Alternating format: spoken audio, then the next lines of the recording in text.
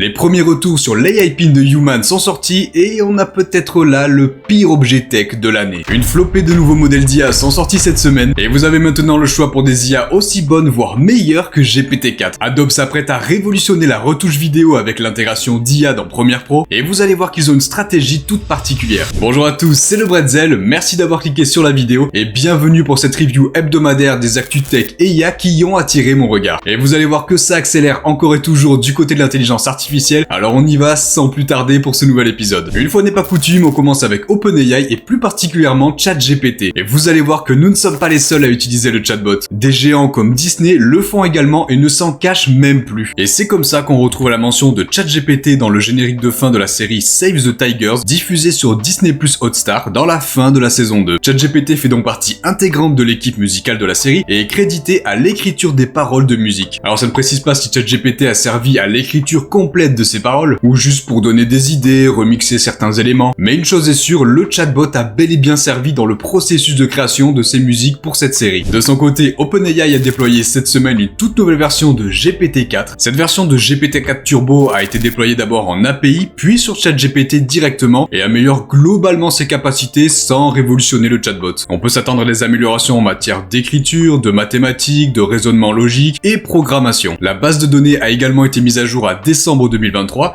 je suis allé vérifier directement avec ChatGPT et effectivement il semblerait que ce soit le cas et que donc la mise à jour soit bel et bien déjà déployée même en France. En sachant que juste avant la base de données de GPT-4 s'arrêtait en avril 2023. Donc on vient de gagner 9 mois de données supplémentaires, ce qui n'est pas rien. Bon et vous le savez, si vous l'avez souvent utilisé, ChatGPT a l'habitude d'en faire des caisses et générer des réponses à rallonge pour pas grand chose. Et bien cette dernière mise à jour de GPT-4 Turbo corrige cela. En effet, les réponses générées par ChatGPT sont désormais moins pompeuses, plus directes, de quoi gagner en efficacité. Mais attention cependant, on en parlait dans une précédente vidéo et c'est maintenant déployé. La limite de 40 messages avec GPT-4 toutes les 3 heures n'existe plus et a été remplacée par une limite flexible, ce qui signifie que même si vous payez ChatGPT plus $20 par mois pour parler avec le meilleur modèle GPT-4, vous serez quand même limité dans son utilisation selon si les serveurs d'OpenAI subissent une forte demande ou non. Alors on pourrait se réjouir en se disant qu'on se débarrasse enfin de cette limite des 40 messages pour 3 heures, mais en pratique c'est moins glorieux. Certains utilisateurs ont été limités après seulement 10 à 17 messages, alors que d'autres n'ont eu aucune limite malgré un grand nombre de requêtes. Le véritable problème ici est le manque de transparence de ChatGPT avec cette limite. On ne sait jamais à combien de messages on en est et quelle est la limite à un instant T. C'est maintenant complètement au hasard, en espérant que lorsque vous avez besoin de GPT-4 pour un gros projet, vous soyez dans une période assez creuse sans trop de demandes, sinon vous risquez de rapidement être coupé. Mais tout de même, ça n'empêche pas le nouveau modèle de GPT-4 Turbo fraîchement déployé de repasser en tête du classement Chatbot Arena en repassant devant Claude 3 Opus. La bataille ne fait que commencer et on risque d'avoir de nombreux rebondissements tout au long de l'année, alors n'oubliez pas de vous abonner pour ne rien rater. Et d'ailleurs, les prochains bouleversements de modèles d'IA pourraient très bien provenir du côté open source, avec pas mal de nouveaux modèles publiés cette semaine, on va voir ça. Et on va commencer avec Mistral, car oui, malgré le partenariat avec Microsoft, l'entreprise française Mistral continue de publier des modèles open source malgré tout. Apparemment, seuls ses plus gros modèles resteront privés pour le moment et c'est tant mieux pour nous. On a donc eu un simple post sur X de Mistral AI avec un lien magnète, donc un torrent pour télécharger le nouveau modèle Mistral 8X22B de 281 Go. Ce nouveau modèle utilise lui aussi le principe de Mixture of Experts, permettant d'avoir au sein du modèle des experts dans différents domaines qui seront utilisés selon les requêtes envoyées par l'utilisateur. Le modèle a 176 milliards de paramètres et une fenêtre contextuelle de 65 000 tokens. Et on peut voir sur ce benchmark que dans cette version brute, donc pas encore fine-tunée, Mistral 8X22B est du niveau des meilleurs modèles disponibles actuellement. Et ses scores devraient s'améliorer avec les fine-tuning de la communauté en cours. Donc encore un très beau modèle de la part des Français Mistral. Et dans la même veine et véritablement open source, on a aussi un tout nouveau modèle Wizard LM2 qui a été publié aujourd'hui. Entièrement gratuit et utilisable en local étant donné qu'il s'agit d'un modèle open source, Wizard LM2 vient titiller les plus gros modèles en se plaçant dans sa plus grosse version Wizard LM2 8X22B et d'après le benchmark au niveau de Claude 3 et GPT-4 étant même meilleur que certaines versions de ce dernier. Les autres versions 70B et 7B se placent en tête des équivalents en nombre de paramètres. Mais attention parce qu'au moment où j'enregistre la vidéo, il semblerait que cette toute nouvelle version open source venant rivaliser avec les plus grands ait été complètement supprimée quelques heures après sa publication. Pim de 8 sur X nous rapporte ça, les poids ont été supprimés, l'annonce officielle également, le modèle n'apparaît plus dans les collections de Microsoft, le Discord officiel officiel est blindé de contenu spam. Et effectivement, si on va sur le site, on a une erreur 404. On voit ici également que les points ont été supprimés, impossible de télécharger le modèle. Mais d'après le compte officiel, ils ont été obligés de tout supprimer car ils ont oublié de procéder à un dernier test de sécurité avant de publier. Donc tout devrait être de retour à la normale assez rapidement. Il n'empêche que c'était quand même assez étrange comme manière de faire. Mais le modèle open source qu'on attend depuis un moment déjà, qui se fait désirer et qui a le droit du teasing cette semaine, c'est Llama 3 de Meta. Des rumeurs laissaient entendre que 2 versions plus légères de Llama 3 allaient être publiées ce mois-ci, afin de montrer les capacités du nouveau modèle de Meta, et surtout teaser l'arrivée du plus gros modèle plus tard dans l'année. Contrairement au précédent modèle, Llama 3 serait multimodal, ce qui signifie qu'il comprendrait aussi bien le texte que des images qu'il pourrait aussi générer, et c'est lors d'un événement Meta AI à Londres cette semaine que l'entreprise a confirmé que Llama 3 serait bientôt publié, en précisant qu'il compte sortir plusieurs modèles différents avec différentes capacités et performances tout au long de l'année, ce qui viendrait effectivement confirmer ces précédentes rumeurs. Le plus gros modèle de Llama 3 devrait donc faire 140 milliards de paramètres d'après les rumeurs, ce qui serait le double de Llama 2 à 70 milliards de paramètres, et il viendrait ainsi concurrencer directement GPT-4. Mais la stratégie d'avoir de plus petits modèles permettrait à Meta d'inclure ces modèles dans des smartphones ou dans les lunettes Meta Ray-Ban connectées, adaptant ainsi Llama 3 à divers usages et ne dépendant pas forcément d'une connexion internet, comme c'est le cas actuellement avec ChatGPT par exemple. Et une chose est sûre, Meta est très confiant sur sa place dans le domaine de l'intelligence artificielle. La preuve ici avec cette interview de Joëlle Pineau, directrice de la recherche en IA chez Meta. Elle indique ici que la stratégie de Meta ne sera pas vraiment de rendre disponible une API payante comme c'est le cas pour la majorité des concurrents, mais plutôt d'inclure ces IA dans toutes les plateformes de Meta, à savoir Facebook, Instagram, WhatsApp, pour proposer de nouvelles fonctionnalités. Et elle ajoute qu'avec leurs plus de 3 milliards d'utilisateurs, une fois que Meta décidera de vraiment mettre le pied sur l'accélérateur, ils seront difficiles à égaler. On peut dire que l'ambition est là et la stratégie déjà bien en tête. Et d'ailleurs, même si en Europe on est toujours servi en dernier du côté des fonctionnalités IA, notamment du côté de Meta, on peut en avoir quelques aperçus. Et l'entreprise semble tester actuellement l'ajout de Meta AI dans la barre de recherche Instagram, ce qui permettrait de faire des requêtes bien plus libres et avoir des résultats plus pertinents, avec l'exemple dans cette vidéo d'une recherche de réels de magnifiques couchers de soleil Maui, ce qui ouvre une conversation avec l'IA qui va chercher elle-même les réels correspondants et en présente tout un carrousel. C'est ici juste un exemple d'intégration de leur IA dans leur service, et on risque d'en voir de nombreux différents être testés dans les mois prochains. À voir s'ils seront réellement utiles et apporteront vraiment une plus-value, et pas seulement un aspect gadget inutile. Et en parlant de gadgets inutiles, les premiers clients de Human ont reçu leur AI Pin, et on a les premiers tests complets qui sont sortis. Et comme le dit Sully Omar sur X ici, on a rarement vu un produit tech avoir autant de mauvais retours dès les premiers tests. C'est juste brutal. Pour rappel, l'AI Pin de Human est un petit gadget sans écran, coûtant au minimum 700$ plus un abonnement mensuel de 24$, qui vient s'attacher à votre torse et qui peut scanner votre environnement avec sa petite caméra, ce qui vous permet de lui poser des questions directement avec la voix et peut afficher certaines informations dans votre main. Alors ça peut être prometteur sur le papier, même si on voit mal comment ça pourrait être autre chose qu'un simple gadget comme les smartwatches par exemple, et le problème c'est que Human a présenté l'AI Pin comme une alternative au smartphone afin de nous libérer des écrans, et là pour le coup c'est clairement pas au point. L'AI Pin ne parvient pas vraiment à convaincre et ses fonctionnalités sont en dessous des attentes. Ce qui ressort des différents tests est que l'AI Pin a du mal avec des requêtes et opérations tout simplement basiques. Il n'est pas fiable du tout. Il est très lent étant donné que chaque requête est envoyée au cloud à chaque fois, et surtout il hallucine énormément en donnant des mauvaises réponses. Donc déjà vous attendez un certain moment une réponse à votre requête pour qu'au final celle-ci soit complètement fausse. En plus de ça, la batterie ne tient qu'entre 2 et 4 heures avec une utilisation assez classique sans exagérer, et l'AI Pin est très souvent chaud. Il dégage de la chaleur sans véritablement de raison. L'AI Pin de Human ne tient donc pas du tout sa promesse d'une expérience transparente et indépendante d'un smartphone. On peut cependant saluer l'aspect matériel de qualité, les idées de navigation spatiale sur l'écran affiché dans la paume de la main, mais ce n'est clairement pas un objet indispensable qui nous fera laisser nos smartphones à la maison. Il pourrait éventuellement servir de gadget supplémentaire pour changer quelques habitudes, mais au prix de 700$ plus un abonnement de 24$ par mois, ça commence à faire cher le gadget. En espérant en tout cas que ces premiers retours ralentissent l'arrivée de nouveaux gadgets IA. Mais malheureusement, ça n'a pas trop l'air d'être le cas pour l'instant. Bon allez, on arrête un petit peu de taper sur l'AI Pin de Human et on va plutôt aller taper sur les doigts d'Adobe. L'entreprise mettait fièrement en avant son IA Firefly en affirmant que l'IA avait entraîné uniquement sur des données libres de droit ou alors sous licence Adobe, mais il semblerait que ce soit un petit peu plus compliqué que ça. Selon Bloomberg, Adobe n'aurait pas été très sincère en oubliant malencontreusement d'indiquer que Firefly a aussi été entraîné sur des milliers d'images images générées par d'autres IA comme Midjourney par exemple. Et pour le coup, Midjourney était bien moins regardant sur sa base de données, ils se sont allègrement servis dans des images protégées par droit d'auteur, ce qui signifierait qu'indirectement, Firefly d'Adobe également. D'après l'entreprise, les images générées par IA ne représenteraient que 5% du dataset d'entraînement de Firefly, donc certes une petite partie, mais ça vient quand même toucher l'image d'Adobe et la confiance que les utilisateurs et les artistes peuvent avoir dans l'entreprise. Surtout en sachant que l'entraînement éthique de Firefly était l'argument principal face aux concurrents. Cela n'empêche pas malgré tout Adobe de nous préparer de nouvelles surprises et fonctionnalités pour mettre en avant l'intelligence artificielle dans ses propres produits. Et attention, il tape très fort cette semaine. Cette fois-ci, c'est le logiciel de montage vidéo Adobe Premiere Pro qui va avoir le droit à son intégration d'IA au sein même du logiciel. Et ça s'annonce vraiment incroyable. Et notez bien, comme je dis, intégration d'IA au sens large, sans cibler expressément l'IA Firefly d'Adobe, ça a son importance. L'intégration de l'IA à Premiere Pro va permettre d'ajouter des éléments aux vidéos, des objets, directement avec un simple prompt textuel, ou alors enlever certains éléments sur une vidéo que l'on ne veut plus, ou même encore allonger certaines vidéos de quelques secondes avec un contrôle très précis. Et l'IA permettra également de générer des vidéos b-roll pour illustrer tout ce que vous souhaitez facilement. Mais alors si Adobe nous indique qu'ils sont bien en train de préparer leur propre modèle d'IA vidéo avec Firefly Video, ils ont fait le choix plutôt intelligent d'ouvrir Premiere Pro à des IA tierces comme Sora d'OpenAI ou encore les solutions de Runway et Pika Labs, donc tous les plus gros acteurs de la génération de vidéos par IA, et c'est certain qu'ils ajouteront également les nouveaux concurrents à leur sortie. Comme on le voit sur la vidéo de présentation, pour le remplacement d'éléments par exemple, il suffira de sélectionner ce qu'on veut modifier sur la vidéo, comme on pourrait le faire avec Photoshop et son IA intégrée, et on aura une pop-up permettant de sélectionner le modèle d'IA désiré, et on écrit ensuite ce que l'on souhaite générer à la place. Tout ça sur une vidéo, c'est vraiment hallucinant. On a également ici la possibilité de rajouter des vidéos, donc là il sélectionne OpenAI et donc Sora, il écrit un prompt et ça va venir générer plusieurs vidéos, plusieurs choix qu'on pourra ensuite sélectionner pour avoir des vidéos complètement nouvelles générées par Sora directement dans Premiere Pro. Et bien entendu, ça fonctionne aussi avec Runway ou Pika Labs directement dans le logiciel. Je vous mets la vidéo de présentation et d'exemple directement dans la description. J'ai vraiment hâte que ça soit disponible pour pouvoir tester tout ça. Dans ma dernière vidéo, j'ai inauguré des petits tutos simples et rapides chaque semaine et ça a l'air de bien vous avoir plu. Alors aujourd'hui, un petit tuto et on va rester sur de la vidéo. Vous avez sûrement vu passer sur les réseaux ce genre de vidéo reprenant avec divers personnages et personnes réelles les mouvements du chanteur Lil Yachty à son concert. Je vais vous montrer comment reproduire ça facilement. Vous commencez par vous rendre sur Viggle.ai et vous rejoignez le serveur Discord avec le bouton juste ici. Vous faites toutes les étapes de validation du Discord et une fois que c'est fait, à gauche, vous vous rendez dans un des salons Animate, peu importe lequel, entre 1 et 10, et en même temps, vous allez chercher une photo ou image de ce que vous voulez animer. Par exemple, moi je vais prendre Sam Altman qui fête l'intégration de Sora dans Premiere Pro, donc je vais directement enregistrer l'image pour pouvoir l'utiliser sur Discord ensuite. Vous retournez ensuite sur le site de Viggle et en haut à droite, vous cliquez sur Prompt. Et le premier que vous allez avoir sera la vidéo du concert, donc vous cliquez dessus. On a donc la vidéo qui va se lancer à droite et vous avez en dessous le prompt utilisé. Donc vous appuyez sur ce bouton pour pouvoir copier le prompt directement. Et maintenant qu'on a ça, on peut retourner sur Discord. Donc dans le salon Animate où vous êtes, vous faites la commande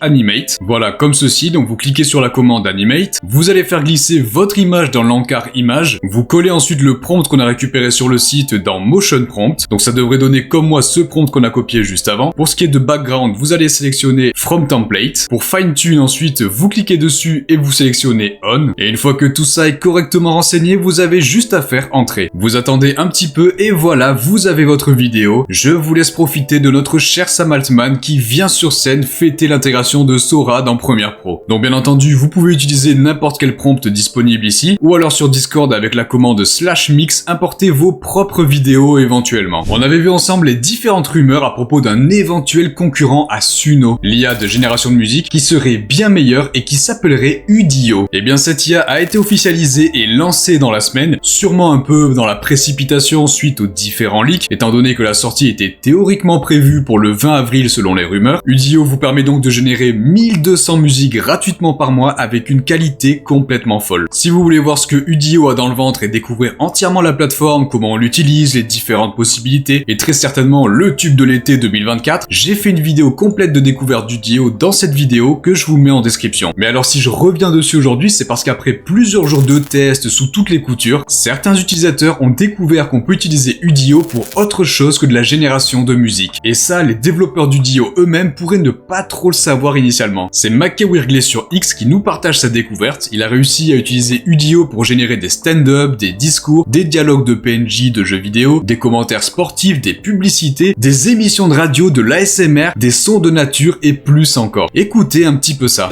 We stand at a pivotal moment in human history. The pace of technology.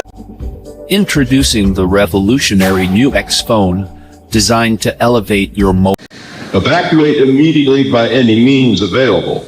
Military force. With just 124 remaining in the fourth quarter.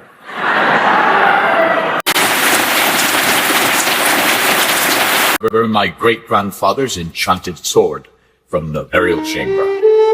The gentle rustling of pages fills the airs as I slowly turn the crisp, smooth paper of the old leather-bound. Udio est donc bien plus qu'un générateur de musique par IA, il va bien au-delà. Il en a créé une playlist sur Udio directement si vous voulez aller écouter ça plus longtemps et accéder au prompt. Sur le premier par exemple, un discours, il a utilisé le prompt Barack Obama, live speech, donc discours de Barack Obama, pas de musique, interview, c'est à tester de votre côté. Attention, il est fort probable qu'Udio pâche ses comportements qui sont pas vraiment désirés de base pour que leur IA ne génère que de la musique. Google a déployé cette semaine sa toute nouvelle version Gemini 1.5 Pro avec sa fenêtre contextuelle incroyable de 1 million de tokens et en lui ajoutant la possibilité de comprendre l'audio. Et pas seulement en faisant une transcription textuelle de ce qui est dit, non, Gemini 1.5 Pro utilise réellement l'audio en lui-même et peut donc entendre et comprendre le ton, les émotions transmises à travers les fichiers audio. Dans l'exemple ici, l'utilisateur envoie un audio d'un enregistrement d'un cours et demande à Gemini de créer un QCM reprenant les informations les plus importantes, avec les réponses à la fin évidemment, pour proposer ça à des élèves éventuellement. Et si vous pouvez constater dans le titre que Gemini 1.5 Pro est désormais disponible dans plus de 180 pays, eh bien devinez quoi, l'Europe n'en fait pas partie. Et oui, l'IA devra être vérifiée avant d'être accessible directement chez nous. On prend encore notre mal en patience en espérant que d'ici là, son accès soit toujours gratuit. Mais on pourrait même rapidement avoir une version n'ayant plus de limites contextuelles. Pour rappel, Gemini 1.5 Pro est le modèle ayant le plus de tokens en entrée avec 1 million et des tests le faisant aller jusqu'à 10 millions en interne chez Google. Eh bien, ce papier de recherche publié par les chercheurs de Google montre des avancées significatives pour des modèles ayant une fenêtre contextuelle infinie. On aurait ainsi plus de limite de tokens en entrée, ce qui permettrait de réellement créer des assistants IA personnalisés que l'on pourrait entraîner sur nos données à volonté, se souvenant de tout ce qu'on lui dit au sein d'une conversation. Avoir les impacts d'une telle technologie, après tout, l'agrandissement des fenêtres contextuelles amène de nouvelles failles exploitables au sein de ces modèles, comme on a pu le voir la semaine dernière avec l'étude réalisée par les chercheurs d'Anthropic. Et alors que Gemini 1.5 Pro peut désormais entendre, un autre concurrent, le modèle de l'entreprise XAI Grok, ajoute la vue à son IA avec Grok 1.5 Vision. Grok devient donc à son tour multimodal. Grok 1.5 Vision peut maintenant lire des documents, des graphiques, des photos, des screens, avec un focus mis sur la compréhension du monde réel. Et si Grok 1.5 Vision est équivalent, voire meilleur que les autres modèles habituels comme GPT-4 Vision, Claude 3 ou Gemini, ils ont même créé une nouvelle catégorie de benchmark Real World QA pour comparer sa capacité à comprendre le monde réel par rapport aux autres modèles Vision disponibles. Et bien entendu, sur ce nouveau critère, Grok 1.5 Vision se place devant ses concurrents. À savoir que le dataset de test est disponible en bas de l'article afin de pouvoir reproduire les tests et les résultats obtenus avec ces IA. On a ensuite quelques exemples d'utilisation avec de la création de code à partir d'un simple diagramme sur un tableau, des calculs de calories à partir d'une photo d'un tableau d'infos nutritionnelles, ou encore une création d'histoire pour enfants à partir d'un dessin de l'enfant en question. On a ici des explications à propos d'un même internet, des conversions de tableaux dans d'autres formats comme du fichier CSV, des indications précises à partir de photos, bref, des utilisations assez habituelles des IA de type Vision. Le modèle Grok 1.5 Vision sera bientôt disponible pour les utilisateurs de Grok, pas de date précise indiquée pour l'instant, et on ne sait pas non plus si ce modèle sera rendu open model comme Grok 1.0 précédemment. Et histoire d'avoir encore plus de modèles à suivre et une concurrence qui se pousse encore plus loin, on a un tout nouveau modèle d'IA qui débarque,